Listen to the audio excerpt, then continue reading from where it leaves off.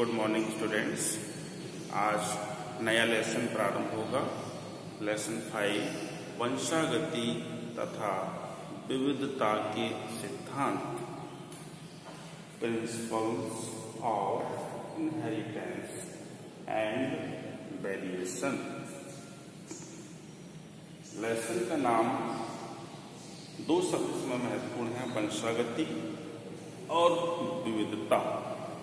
वंशागति means एक वंश से दूसरे वंश में, या कह सकते हैं एक पीढ़ी से दूसरी पीढ़ी में जाने वाले लक्षणों का अध्ययन वंशागति कहलाएगा।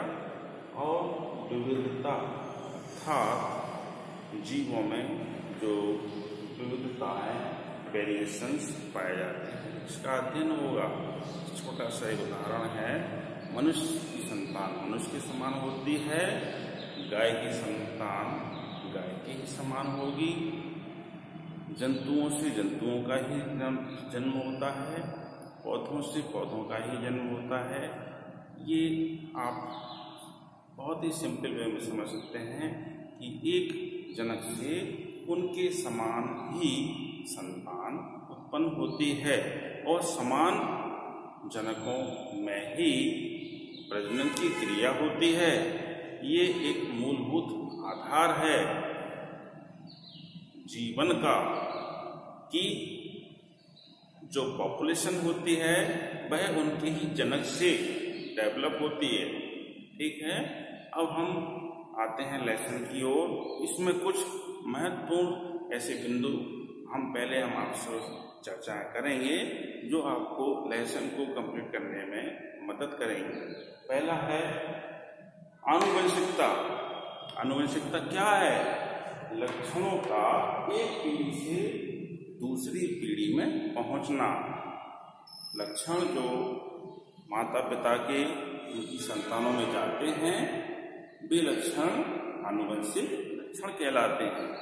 तो उन लक्षणों का एक पीढ़ी से दूसरी पीढ़ी में पहुंचना ही आनुवंशिकता कहलाता है। दूसरा है आनुवंशिकी, जेनेटिक्स। ये क्या है? आनुवंशिकता का जो हम अध्ययन करते हैं, इस अध्ययन को ही आनुवंशिकी कहते हैं। आनुवंशिकता का अध्ययन बहुत ही सिंपल तरीके से इसको आप समझ लीजिए। आनुवंशिकता सबसे पहले आपको समझ में आना चाहिए। आनुवंशिकता क्या होती है? एक पीढ़ी से दूसरी पीढ़ी में आनुवंशिक गुणों के जाने को आनुवंशिकता कहते हैं। लक्षणों का एक पीढ़ी से दूसरी पीढ़ी, आनुवंशिक लक्षण है। लक्षण का मतलब आनुवंशिक लक्षण जो माता पिता से संतान में पहुंचते हैं, अर्थात जनक से उनके संतान। ठीक है, ये दोनों आपके क्लियर हो गए? फिर भी नहीं होते हैं तो आप मुझे बताइए, मैं दोबारा इसको एक्सप्लेन कर दूंगा। नेक्स्ट पॉइंट पर आएंगे, ग्रेगर जॉन मेंडल। बहुत ही फेमस नाम रहा है, बहुत ही इम्पोर्टेंट। इन्होंने प्रयोग किया जेनेटिक्स पर, आनुवंशिकी पर, और इसीलिए इनको आनुवंशिकी के जनक, फादर ऑफ जेनेटिक्स कहते हैं। बैटसन वैज्ञानिक थे, बैटसन। इन्होंने आनुवंशिकी शब्द दिया था। आनुवंशिकी शब्द किसने दिया था? बैटसन ने। ओके, नेक्स्ट, मेंडल ने अपने प्रयोग के लिए किस पौधे का चयन किया? मेंडल ने अपने पौधे के लिए उद्यान मटर, केवल मटर कहना पर्याप्त नहीं, उद्यान मटर, पाइजम सैटाइवम इसका वैज्ञानिक नाम है। ओके, पाइजम सैटाइवम। सैटाइवम में पहला लेटर एस स्मॉल होगा, ध्यान रहे। मटर उद्यान, एक उद्यान से, बगीचे से मटर के पौधों को लिया, इसलिए उस मटर को उद्यान मटर नाम दिया गया। नेक्स्ट पॉइंट है, मेंडल ने अपने प्रयोग के लिए, जो मेंडल ने अपने प्रयोग के मुख्य 3 नियम बताए थे, अर्थात हम दूसरे शब्दों में कह सकते हैं कि मेंडल के प्रमुख 3 नियम वो क्या हैं? मेंडल के प्रमुख 3 नियम, प्रभाविता का नियम है, लॉ ऑफ डोमिनेंस, दूसरा पृथक्करण का नियम, लॉ ऑफ सेग्रीगेशन, तीसरा है स्वतंत्र अपव्यूहन का नियम, लॉ ऑफ इंडिपेंडेंट असॉर्टमेंट। इस प्रकार से मेंडल के ये प्रमुख 3 नियम थे। मेंडल ने मटर के पौधे पर वर्षों अध्ययन किया। अध्ययन करने के बाद उन्होंने कुछ महत्वपूर्ण तथ्य हमारे सामने रखे और साथ में सिद्धांत के रूप में 3 प्रमुख नियम थे, वो यही हैं। अब नेक्स्ट पॉइंट के तहत आप नोट करेंगे कि प्रभाविता का नियम और पृथक्करण का नियम यह किस क्रॉस पर आधारित है? तो यह एक क्रॉस पर आधारित है, यह एक संकर क्रॉस पर आधारित है। और तीसरा है ये स्वतंत्र अपव्यूहन का नियम, यह द्विसंकर क्रॉस पर आधारित है। ये 2 पॉइंट्स आप और नोट करेंगे। इसके आगे फिर मैं बढ़ता हूं। इसे आपने सब बच्चों ने नोट कर लिया है, नोट कर लेंगे बराबर सही पॉइंट के रूप में।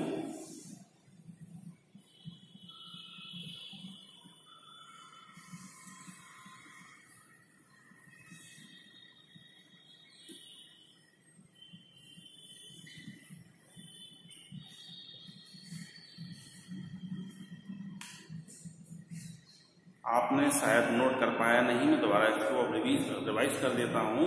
एक संकर क्रॉस पर आधारित जो नियम है, एक संकर क्रॉस पर आधारित नियम कौन से हैं आपको पता चल चुका है। पहला है प्रभाविता का नियम,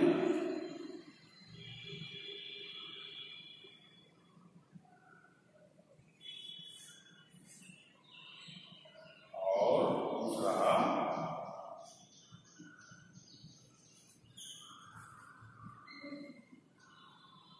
पृथक्करण का नियम।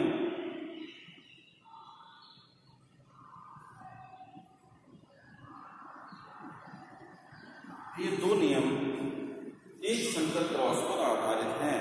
अब एक संकर क्रॉस क्या होता है? मतलब कहने का कि एक कैपिटल टी ये एक गुण हुआ,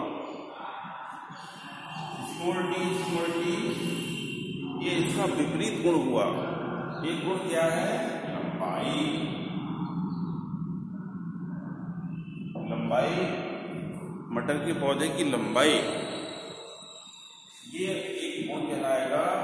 इसके प्रभावी और अप्रभावी गुणों के मध्य जो क्रॉस होता है, ये क्रॉस का साइन है। ऐसे क्रॉस को एक संकर क्रॉस कहते हैं। बहुत ही आसानी से इसको आप सिंपल तरीके से दिमाग में बिठा लीजिए, इस बात को कंफ्यूजन नहीं होना चाहिए। अब इस एक संकर क्रॉस से रिलेटेड जो सिद्धांत है वह 2 प्रथम और द्वितीय सिद्धांत इसी एक संकर क्रॉस पर आधारित हैं। और आगे समझ लेंगे प्रभाविता का नियम क्या कहता है। कैपिटल टी स्मॉल टी, और थोड़ा सा सरल करके बताते हैं बच्चों आपको, ताकि समझ में आ जाए। इसके हम 2 रीज अलग अलग कर लेंगे। यहाँ क्रॉस का साइन बनाइए, यहाँ पर भी स्मॉल टी अलग यूज कर लिए। अब इस कैपिटल टी को पहले इससे मिलाइए, तो capital T small T, okay. फिर इसी कैपिटल टी को आप दूसरे चीज से मिलाइए, कैपिटल टी स्मॉल टी। यहाँ आप इसको अच्छे से समझ लीजिए। भविष्य में कभी भी इस तरह के क्रॉस को आप मिलान करने में कभी समस्या नहीं आएगी। पहले वाले जीन्स से दूसरे पौधे के क्रमशः दोनों जीन्स से आप मैच करेंगे और इस तरह से बनाएंगे। फिर इसका दूसरा बीज लेंगे, इससे कैपिटल टी स्मॉल टी और इसको इससे कैपिटल टी स्मॉल टी। तो आप देखिए इस प्रकार से यहाँ पर जो संतान है 25%, 25%, 25%, 25%, अर्थात 100% तो प्लांट्स प्राप्त हो रहे हैं वो capital T small T type के प्राप्त हो रहे हैं। ये कैसे पौधे कहलाएंगे? ये संकर लंबे कहलाएंगे पौधे, संकर लंबे। ये संकर लंबे पौधे कहलाएंगे। इन्हें हम शुद्ध लंबे पौधे नहीं कहेंगे। यहाँ ये हैं शुद्ध लंबे पौधे, ये हैं शुद्ध लंबे पौधे और ये हैं शुद्ध पौने पौधे। ठीक है, ये बहुत अच्छे से आप इसको दिमाग में सेट कर लीजिए। ये भी शुद्ध है और ये भी शुद्ध है। ठीक है, ये दोनों कैसे हैं? शुद्ध हैं, प्योर हैं, प्योर टॉल। और ये भी प्योर द्वार।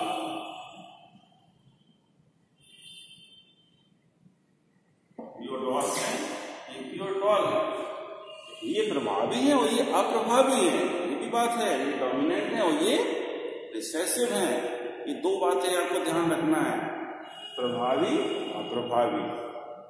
शुद्ध ये भी शुद्ध, ये शुद्ध लंबे, ये शुद्ध बौने। अब आप देखेंगे इनके हमने जीन्स अलग किए, फिर इनकी मध्य क्रॉस कराया। ये क्रॉस का साइन है, इसको हम क्रॉस लिखें, साइन बनाए, एक ही बात है। क्रॉस कराने पर क्या होता है? 100% जो संतान मिलती है ये कहलाती है बच्चों F1 पीढ़ी। ये F1 पीढ़ी कहलाती है। ठीक है, तो F1 पीढ़ी में ये जनक है, ये F1 पीढ़ी है। F1 पीढ़ी में सभी संतानें हमें कैपिटल टी स्मॉल टी प्राप्त हो रही हैं, जो कि शुद्ध नहीं है। ये कैसी कहलाएंगे फिर? संकर। संकर का अर्थ होता है मिश्रित। संकर लंबे पौधे प्राप्त हो रहे हैं।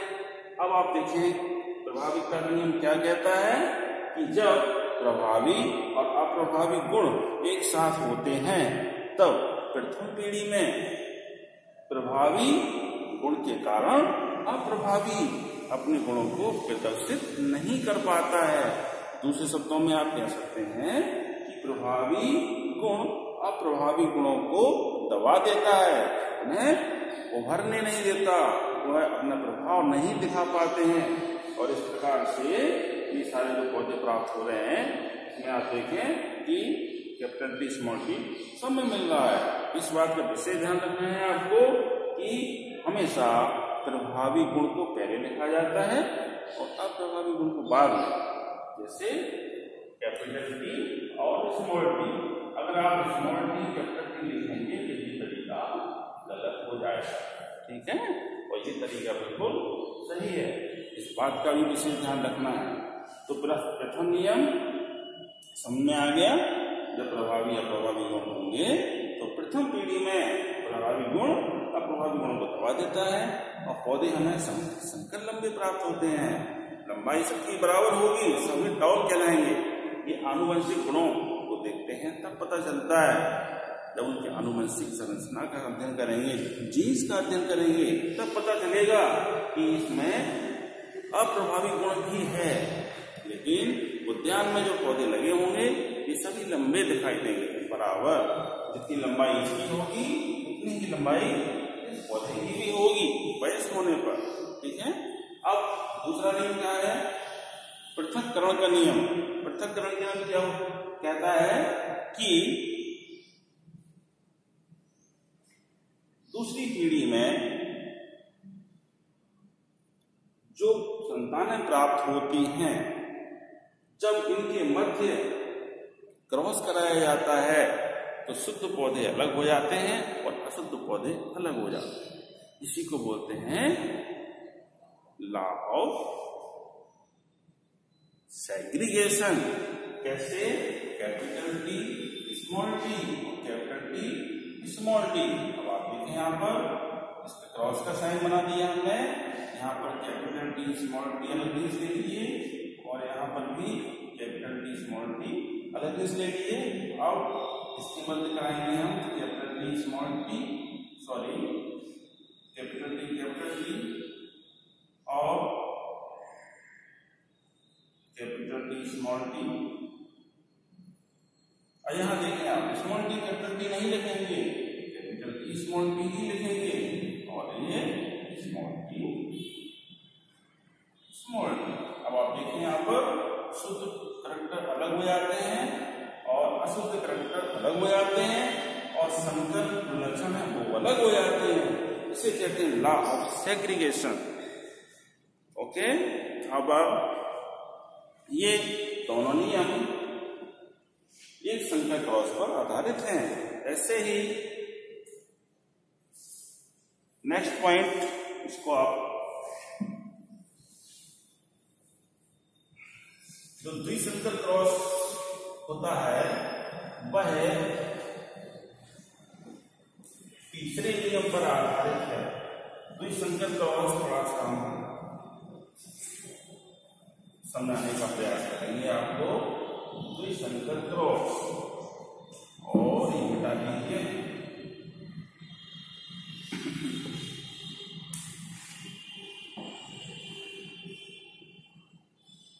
द्विसंकर क्रॉस आधारित है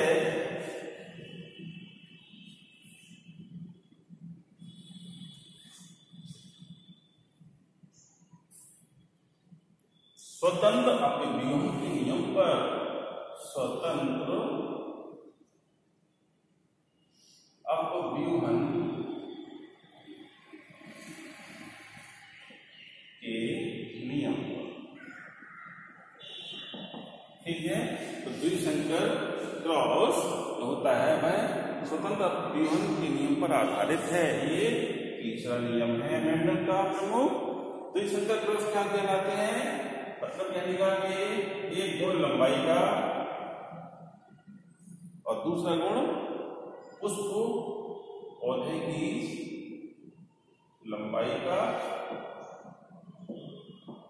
और दूसरा गुण इसमें जो लिया जाएगा कोई भी ले सकते हैं, जैसे पुष्प का रंग। इस तरह से दो लक्षणों के आधार पर जो क्रॉस होता है उस क्रॉस को द्विसंकर क्रॉस कहते हैं। ठीक है बच्चों, ये जब आप आगे इसको पढ़ेंगे तब ये स्पष्ट होगा। तो इस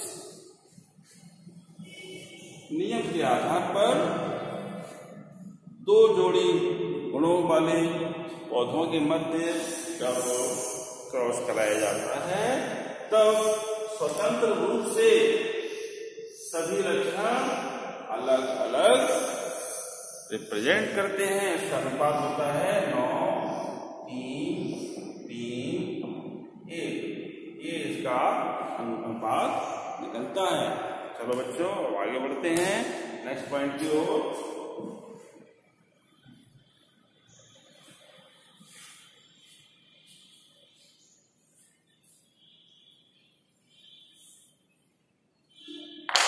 नेक्स्ट पॉइंट की ओर हम आते हैं। F1 पीढ़ी और प्रभावी या अप्रभावी जनक के मध्य F1 पीढ़ी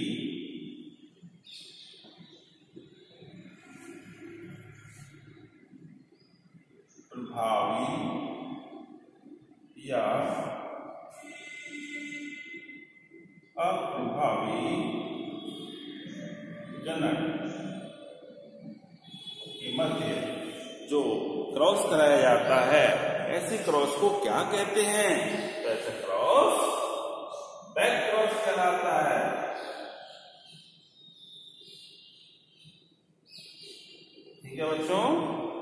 इस तरह का क्रॉस बैक क्रॉस कहलाता है। F1 पीढ़ी और प्रभावी या प्रभावी जनक के मध्य। अब देखें आप थोड़ा सा तो समझने की कोशिश करें। जैसे हमने कैपिटल टी और स्मॉल टी के लिए, अब इससे जो संतान मिलेगी क्रॉस कराने का कैपिटल टी स्मॉल टी मिलेगी, तो ये है F1 जनरेशन, ठीक है। और ये क्या कहलाएंगे, जनक, ठीक। अब हम क्या करना है, बैक क्रॉस करना है। बैक क्रॉस के लिए क्या चाहिए, F1 पीढ़ी यानी कैपिटल टी स्मॉल टी ले लिया हमने, ठीक। और क्रॉस कराना है किसके साथ, जनक के साथ। कैसा, प्रभावी या अप्रभावी, हमने इसको ले लिया। प्रभावी को ले लेंगे कैपिटल टी। तो इसके मध्य जो जनक कराया जाएगा, ऐसा जनक को ऐसा क्रॉस कहलाएगा बैक क्रॉस, ठीक है। अब वो क्या होगा, इसमें आप समझ लेंगे। Capital T small T, capital T capital T, capital T capital T, capital T capital T, small T capital T, दोनों कैपिटल टी स्मॉल टी लिखेंगे, फिर कैपिटल टी स्मॉल टी लिखेंगे। अब इसमें आप देखें कि जो हमें रिजल्ट प्राप्त हो रहा है वह सभी पौधे कैसे मिल रहे हैं, इसमें लंबे मिल रहे हैं। सभी पौधे कैसे मिल रहे हैं, लंबे। तो इसमें क्या दो तरह के रिजल्ट मिल रहे हैं। तो अगर हम बगीचे में लगे हुए पौधों को अध्ययन करेंगे तो देखेंगे कि सभी पौधे लंबे लगे हैं। यदि हम आनुवंशिक गुणों का अध्ययन करेंगे तो हम पाएंगे कि आधे पौधे 50% शुद्ध टॉल हैं और 50% पौधे कैसे हैं, संकर, लंबे या हाइब्रिड टॉल। चलिए ये बैक क्रॉस हुआ। नेक्स्ट,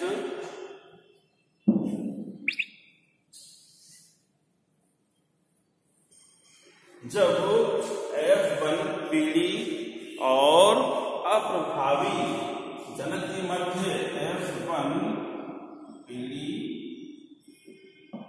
और अप्रभावी जनक के मध्य क्रॉस कराया जाता है, तब ऐसे क्रॉस को क्या बोलते हैं, टेस्ट क्रॉस कहते हैं। ऐसे क्रॉस को टेस्ट क्रॉस, ठीक है बच्चों। ये क्रॉस टेस्ट क्रॉस कहलाएगा। इसमें क्या हो रहा है, प्रथम पीढ़ी के संतान जो प्राप्त हो रही है उनके साथ केवल अप्रभावी जनक के मध्य ही क्रॉस कराया जाता है। इस तरह का क्रॉस टेस्ट क्रॉस कहलाता है।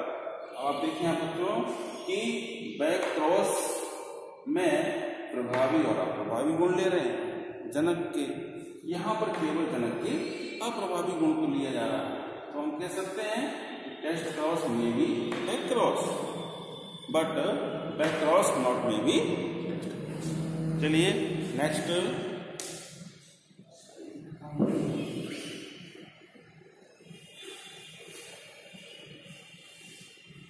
ये क्रॉस के बारे में आप और डीपली जाएंगे। अभी आपने सिर्फ इतना जाना है कि बैक क्रॉस किसके मध्य होता है क्रॉस, और टेस्ट क्रॉस में किसके मध्य क्रॉस होता है, ये आपने भी जाना।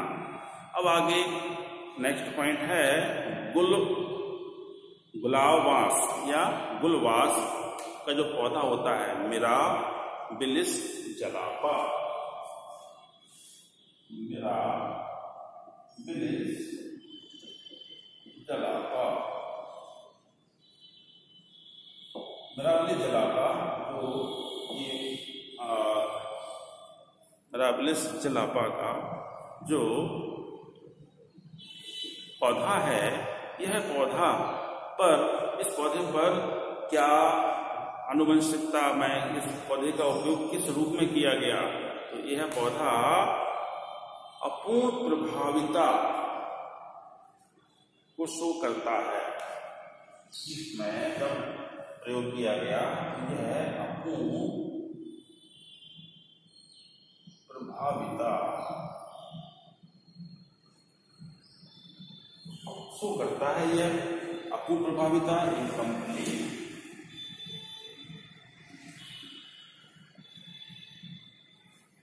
डोमिनेंस,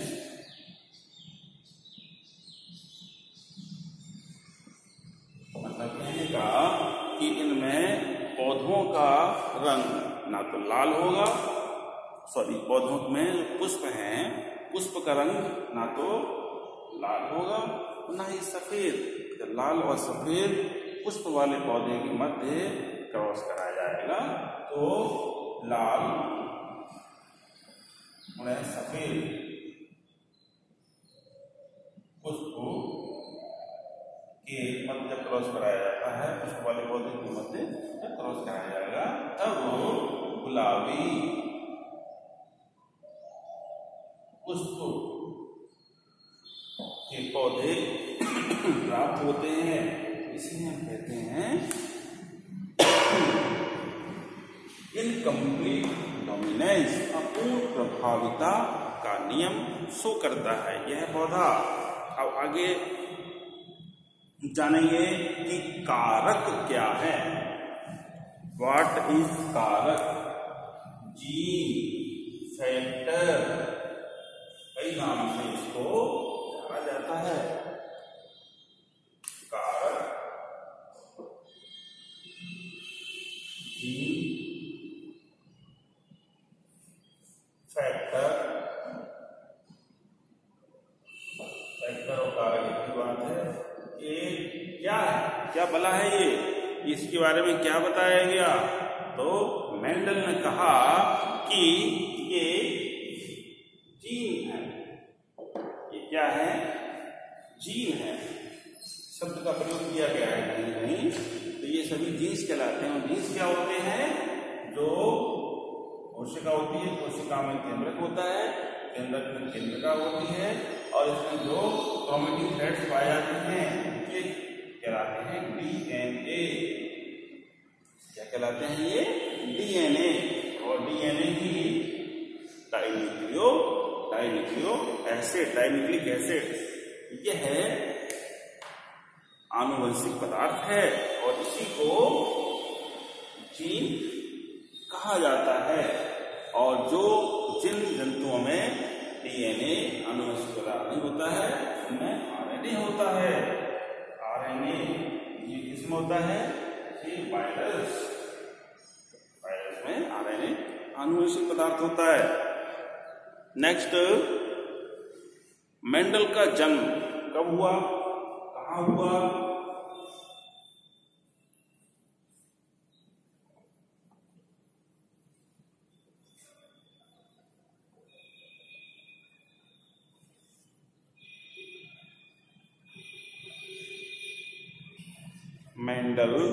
मेंडल का जन्म ऑस्ट्रिया देश के ब्रुन शहर में हुआ था 1822 में। ऑस्ट्रिया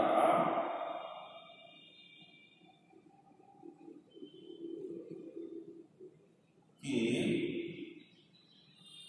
ब्रुन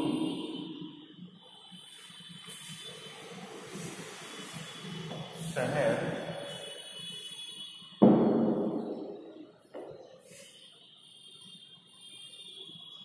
ऑस्ट्रिया के ब्रुन शहर में 1822 में का जन्म हुआ था। ऑस्ट्रिया देश है, ऑस्ट्रिया देश का नाम है, ये देश है। ऑस्ट्रिया देश के ब्रुन शहर में 1822 सन में इनका जन्म हुआ था। और मेंडल के नियम की जो पुनः खोज हुई, मेंडल ने तो अपने नियम खोजे और एक पुस्तक के द्वारा उनका विमोचन कर दिया, लेकिन वहां कुछ समय इनके प्रयोगों पर किसी ने ध्यान नहीं दिया। और वह जो पत्रिका थी, पत्रिका का नाम है natural history society of Brunn. Natural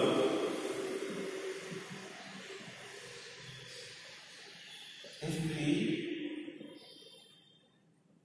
society of ब्रुन,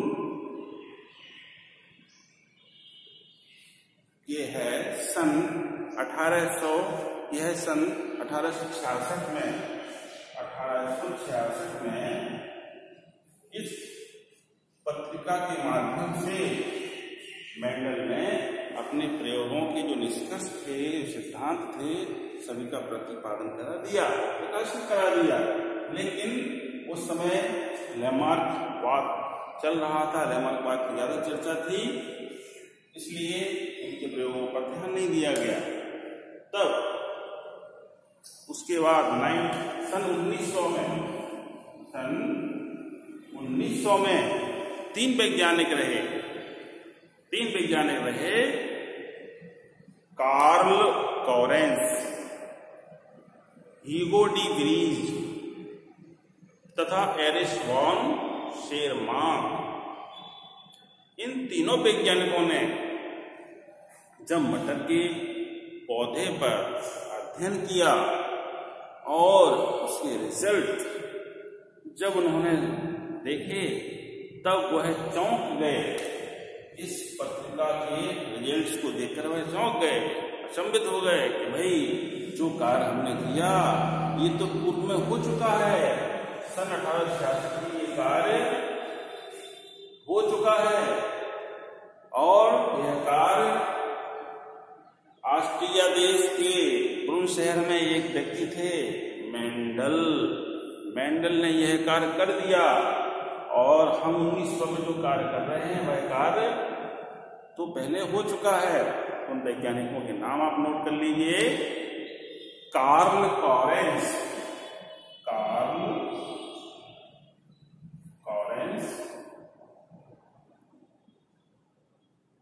इसमें आप केवल लॉरेंस नाम भी लिख सकते हो, कार्ल लॉरेंस पूरा नाम आपको मालूम होना चाहिए।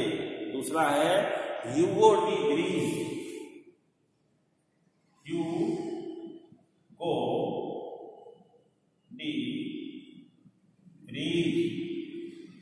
ये दूसरे वैज्ञानिक हैं ह्यूगो डी व्रीज। इसके लिए नाम भी आप रख सकते हैं, पूरे नाम अच्छा रहेगा। तीसरे हैं एरिस वॉन शेरमार्क।